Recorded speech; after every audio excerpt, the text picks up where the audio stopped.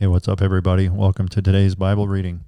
Today we're going to read 1 Samuel chapters 30 through 31, and then 2 Samuel chapters 1 and 2.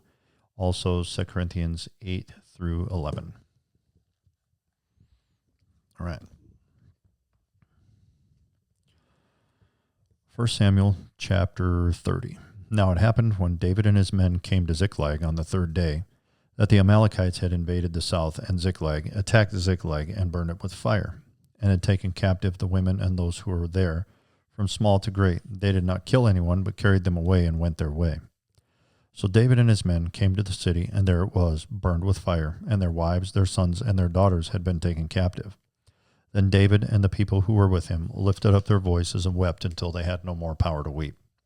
And David's two wives, Ahinoam, and the Jezreelitess, and Abigail, the widow of Nabal the Carmelite, had been taken captive. Now David was greatly distressed, for the people spoke of stoning him, because the soul of all the people was grieved, every man for his sons and daughters. But David strengthened himself in the Lord his God. Then David said to Abiathar the priest, Ahimelech's son, "Please bring the ephod here to me." And Abiathar brought the ephod to David. So David inquired of the Lord, saying, "Shall I pursue this troop? Shall I overtake them?" And he answered, "Pursue, for you shall surely overtake them, and without fail recover all." So David went, he and the 600 men who were with him, and came to the brook Besor, where those stayed who were left behind. But David pursued, he and 400 men, for 200 stayed behind, who were so weary that they could not cross the brook Besor. Then they found an Egyptian in the field and brought him to David, and they gave him bread, and he ate, and they let him drink water. And they gave him a piece of a cake of figs and 2 clusters of raisins. So when he had eaten, his strength came back to him, for he had eaten no bread nor drunk water for 3 days and 3 nights. Then David said to him, "To whom do you belong, and where are you from?" And he said, "I am a young man from Egypt, a servant of an Amalekite, and my master left me behind because 3 days ago I fell sick. We made an invasion of the southern area of the Kerethites, in the territory which belongs to Judah, and of the southern area of Caleb. We burned Ziklag with fire." And David said to him, "Can you take me down to this troop?" So he said, "Swear to me by God that you will neither kill me nor deliver me into the hands of my master, and I will take you down to this troop." When he had brought him down, there they were, spread out over all the land, eating and drinking and dancing because of all the great spoil which they had taken from the land of the Philistines and from the land of Judah. Then David attacked them from twilight until the evening of the next day. Not a man of them escaped except 400 young men who rode on camels and fled. So David recovered all that the Amalekites had carried away, and David rescued his 2 wives. And nothing of theirs was lacking, either small or great, sons or daughters, spoil or anything which they had taken from them. David recovered all. Then David took all the flocks and herds they had driven before those other livestock, and said, "This is David's spoil." Now David came to the 200 men who had been so weary they could not follow David, whom they also had made to stay at the brook Besor. So they went out to meet David and to meet the people who were with him. And when David came near the people, he greeted them. Then all the wicked and worthless men of those who went with David answered and said, "Because they did not go with us, we will not give them any of the spoil that we have recovered, except for every man's wife and children, that they may lead them away and depart." But David said, "My brethren, you shall not do so with what the Lord has given us, who has preserved us and delivered into our hand the troop that came against us. For who will heed you in this matter? But as his part is who goes down to the battle, so shall his part be who stays by the supplies. They shall share alike." So it was from that day forward. He made it a statute and an ordinance for Israel to this day. Now when David came to Ziklag, he sent some of the spoil to the elders of Judah, to his friends, saying, "Here is a present for you from the spoil of the enemies of the Lord." To those who were in Bethel, to those who were in Ramoth of the south, to those who were in Jatir, to those who were in Auror, those who were in Sipmoth, those who were in Eshtemoa, those who were in Rakal, those who were in the cities of the Jerahmeelites, those who were in the cities of the Kenites, those who were in Hormah, those who were in Korashan, those who were in Atak, those who were in Hebron, and to all the places where David himself and his men were accustomed to rove. 1 Samuel chapter 31. Now the Philistines fought against Israel, and the men of Israel fled from before the Philistines and fell slain on Mount Gilboa. Then the Philistines followed hard after Saul and his sons, and the Philistines killed Jonathan, Abinadab, and Melchishua, Saul's sons. The battle became fierce against Saul. The archers hit him, and he was severely wounded by the archers. Then Saul said to his armor-bearer, "Draw your sword and thrust me through with it, lest these uncircumcised men come and thrust me through and abuse me." But his armor-bearer would not, for he was greatly afraid. Therefore Saul took a sword and fell on it. And when his armor-bearer saw that Saul was dead, he also fell on his sword and died with him. So Saul, his 3 sons, his armor-bearer, and all his men died together that same day. And when the men of Israel who were on the other side of the valley, and those who were on the other side of the Jordan, saw that the men of Israel had fled, and that Saul and his sons were dead, they forsook the cities and fled, and the Philistines came and dwelt in them. So it happened the next day, when the Philistines came to strip the slain, that they found Saul and his 3 sons fallen on Mount Gilboa. And they cut off his head, and stripped off his armor, and sent word through the land of the Philistines to proclaim it in the temple of their idols and among the people. Then they put his armor in the temple of the Ashtoreths, and they fastened his body to the wall of Bethshan. Now when the inhabitants of Jabesh Gilead heard what the Philistines had done to Saul, all the valiant men arose and traveled all night, and took the body of Saul and the bodies of his sons from the wall of Bethshan, and they came to Jabesh and burned them there. Then they took their bones and buried them under the tamarisk tree at Jabesh, and fasted 7 days. 2 Samuel chapter 1. Now it came to pass, after the death of Saul, when David had returned from the slaughter of the Amalekites, and David had stayed 2 days in Ziklag, on the 3rd day, behold, it happened that a man came from Saul's camp with his clothes torn and dust on his head. So it was when he came to David that he fell on the ground and prostrated himself. And David said to him, "Where have you come from?" So he said to him, "I have escaped from the camp of Israel." Then David said to him, "How did the matter go? Please tell me." And he answered, "The people have fled from the battle. Many of the people are fallen and dead. And Saul and Jonathan his son are dead also." So David said to the young man who told him, "How do you know that Saul and Jonathan his son are dead?" Then the young man who told him said, "As I happened by chance to be on Mount Gilboa, there was Saul leaning on his spear, and indeed the chariots and horsemen followed hard after him. Now when he looked behind him, he saw me and called me, and I answered, 'Here I am.' And he said to me, 'Who are you?' So I answered him, 'I am an Amalekite.' He said to me again, 'Please stand over me and kill me, for anguish has come upon me, but my life still remains in me.' So I stood over him and killed him, because I was sure that he could not live after he had fallen. And I took the crown that was on his head and the bracelet that was on his arm, and I brought them here to my Lord. Then David took hold of his own clothes and tore them, and so did all the men who were with him. And they mourned and wept and fasted until evening for Saul and for Jonathan his son, for the people of the Lord and for the house of Israel, because they have fallen by the sword. And David said to the young man who told him, 'Where are you from?' And he answered, 'I am the son of an alien, an Amalekite.' So David said to him, 'How is it you are not afraid to put forth your hand to destroy the Lord's anointed?' Then David called one of the young men and said, 'Go near and execute him.' And he struck him so that he died. So David said to him, 'Your blood is on your own head, for your own mouth has testified against you, saying, I have killed the Lord's anointed.' Then David lamented with this lamentation over Saul and over Jonathan his son. And he told them to teach the children of Judah the song of the bow. Indeed, it is written in the book of Jasher. The beauty of Israel is slain on your high places. How the mighty have fallen. Tell it not in Gath, proclaim it not in the streets of Ashkelon, lest the daughters of the Philistines rejoice, lest the daughters of the uncircumcised triumph. O mountains of Gilboa, let there be no dew nor rain upon you, nor fields of offerings. For the shield of the mighty is cast away there, the shield of Saul, not anointed with oil. From the blood of the slain, from the fat of the mighty, the bow of Jonathan did not turn back, and the sword of Saul did not return empty. Saul and Jonathan were beloved and pleasant in their lives, and in their death they were not divided. They were swifter than eagles, they were stronger than lions. O daughters of Israel, weep over Saul, who clothed you in scarlet with luxury, who put ornaments of gold on your apparel. How the mighty have fallen in the midst of the battle. Jonathan was slain in your high places. I am distressed for you, my brother Jonathan. You have been very pleasant to me. Your love to me was wonderful, surpassing the love of women. How the mighty have fallen and the weapons of war perished. 2 Samuel chapter 2.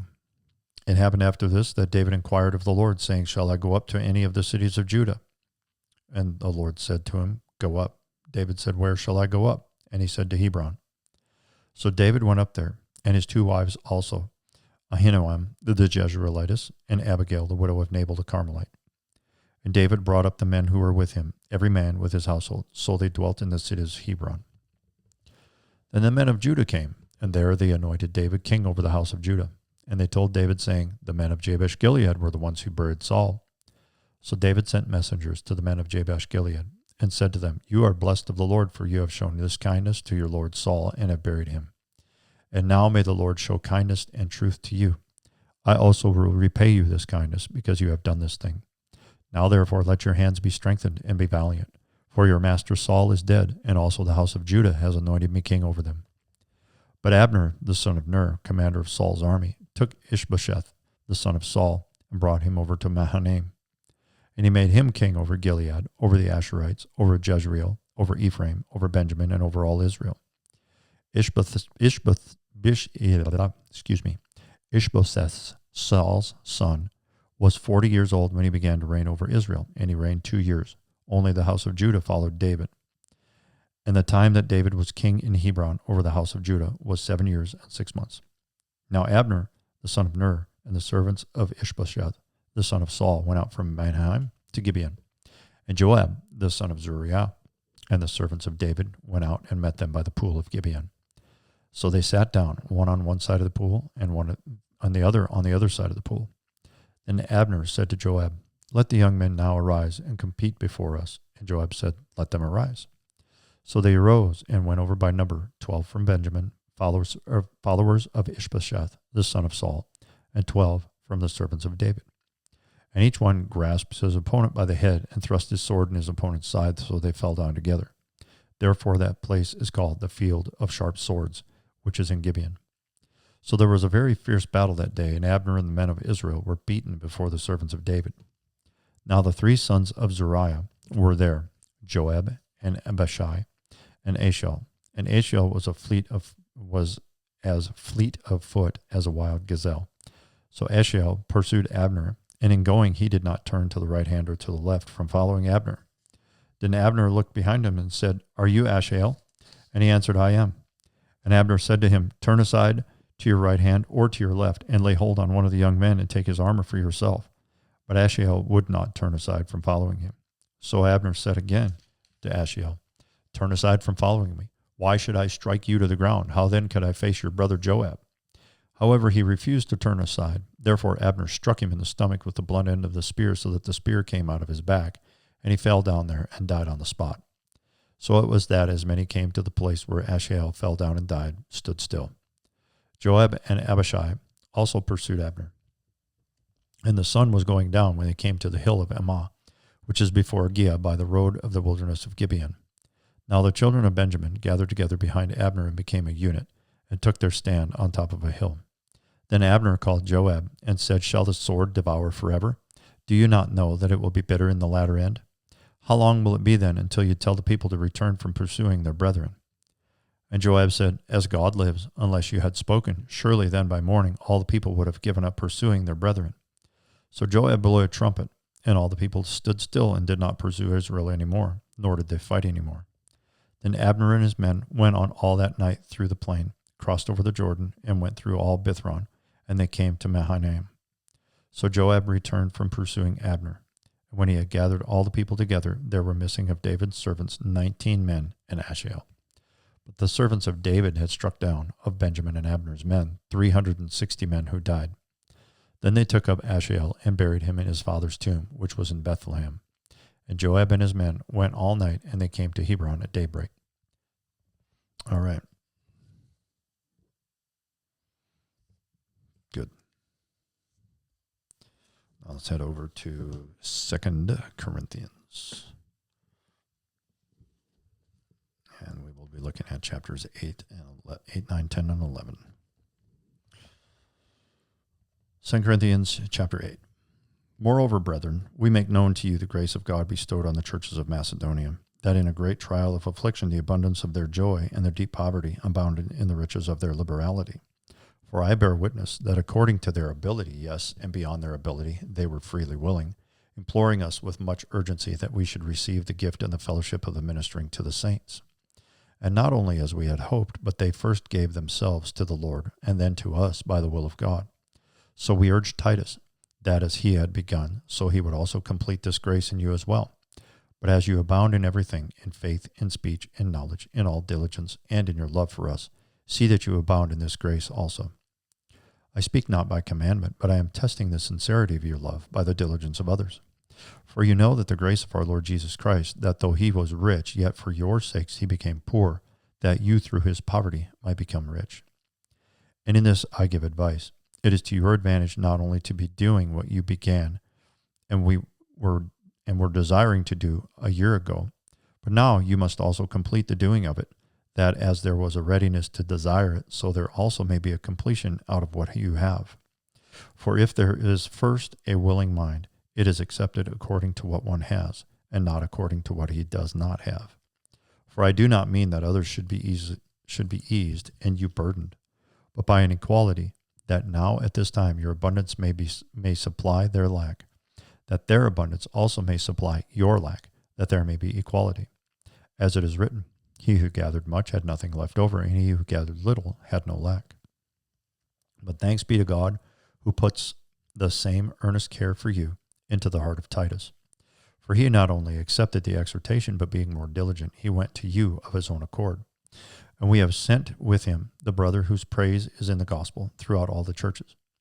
And not only that, but who was also chosen by the churches to travel with us with this gift, which is administered by us to the glory of the Lord himself, and to show your ready mind, avoiding this, that anyone should blame us in this lavish gift which is administered by us, providing honorable things not only in the sight of the Lord, but also in the sight of men.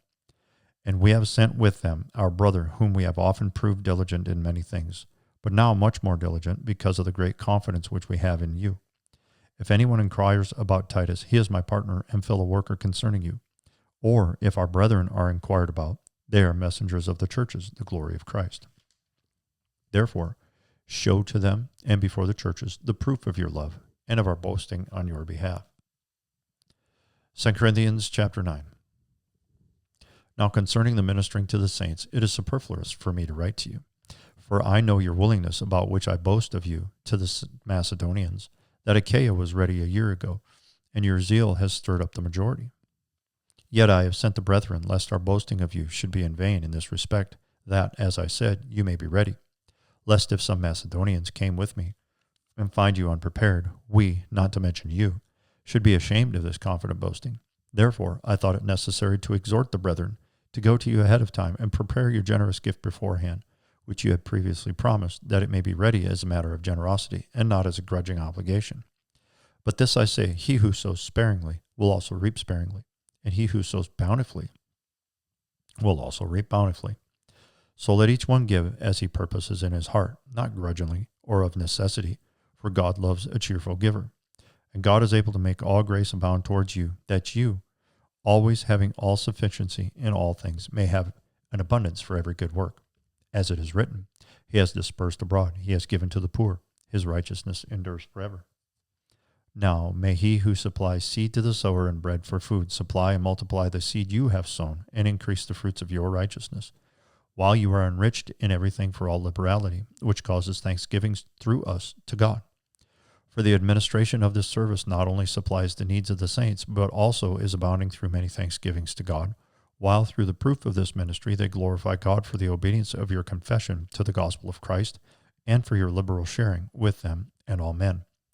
And by their prayer for you, who long for you because of the exceeding grace of God in you. Thanks be to God for his indescribable gift. 2 Corinthians 10. Now I, Paul, myself, am pleading with you by the meekness and gentleness of Christ, who in presence am lowly among you, but while being absent am bold towards you. But I beg you that when I am present I may not be bold with that confidence by which I intend to be bold against some, who think of us as if we walked according to the flesh. For though we walk in the flesh, we do not war according to the flesh. For the weapons of our warfare are not carnal, but mighty in God, for the pulling down of strongholds, casting down arguments and every high thing that exalts itself against the knowledge of God, bringing every thought into captivity to the obedience of Jesus Christ, and being ready to punish all disobedience when your obedience is fulfilled. Do you look at things according to the outward appearance? If anyone is convinced in himself that he is Christ's, let him again consider this in himself, that just as he is Christ's, even so we are Christ's. For even if I should boast somewhat more about our authority, which the Lord gave us for edification and not for your destruction, I shall not be ashamed, lest I seem to terrify you by letters. For his letters, they say, are weighty and powerful, but his bodily presence is weak and his speech contemptible. Let such a person consider this,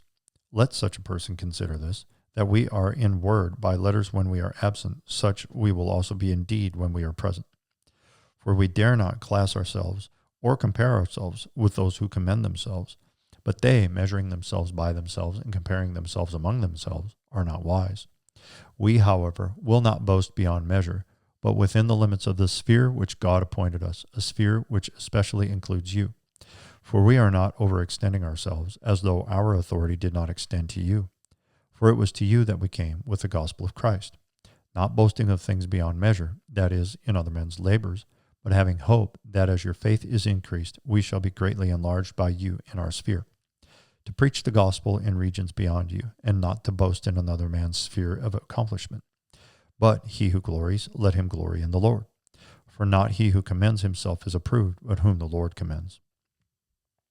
2 Corinthians 11. Oh, that you would bear with me in a little folly, and indeed you do bear with me, for I am jealous for you with godly jealousy. For I have betrothed you to one husband, that I may present you as a chaste virgin to Christ. But I fear lest somehow, as the serpent deceived Eve by his craftiness, so your minds may be corrupted from the simplicity that is in Christ. For if he who comes preaches another Jesus, whom we have not preached, or if you receive a different spirit which you have not received, or a different gospel which you have not accepted, you may well put up with it. For I consider that I am not at all inferior to the most eminent apostles.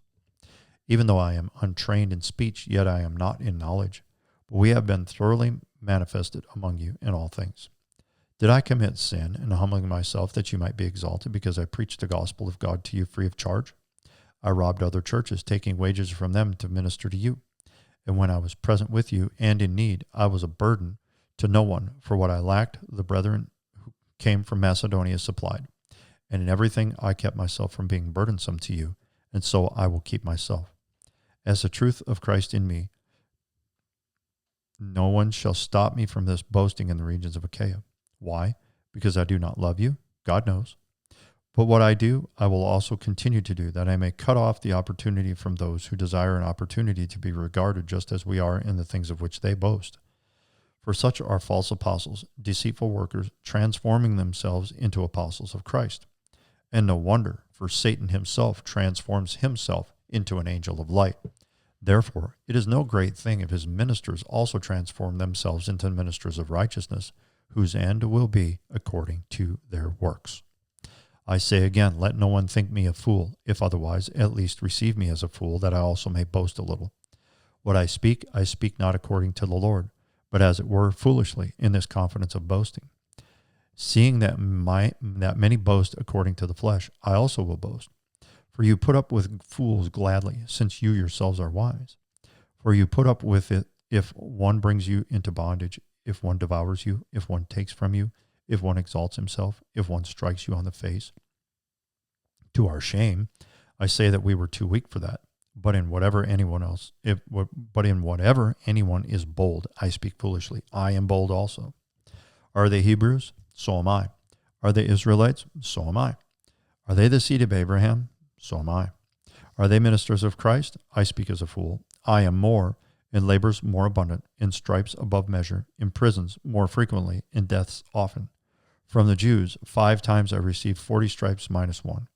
3 times I was beaten with rods. Once I was stoned. 3 times I was shipwrecked. A night and day I have been in the deep, in journeys often, in perils of waters, in perils of robbers, in perils of my own countrymen, in perils of the Gentiles, in perils in the city, in perils in the wilderness, in perils in the sea, in perils among false brethren, in weariness and toil, in sleeplessness often, in hunger and thirst, in fastings often, in cold and nakedness. Besides the other things, what come upon me daily, my deep concern for all the churches. Who is weak, and I am not weak? Who is made to stumble, and I do not burn with indignation? If I must boast, I will boast in the things which concern my infirmity. The God and Father of our Lord Jesus Christ, who is blessed forever, knows that I am not lying. In Damascus, the governor, under Aretas the king, was guarding the city of the Damascus with a garrison, desiring to arrest me. But I was let down in a basket through a window in the wall and escaped from his hands. Awesome. Thanks for joining me again today. Sure appreciate it. Hope this is helping you. And we will see you tomorrow.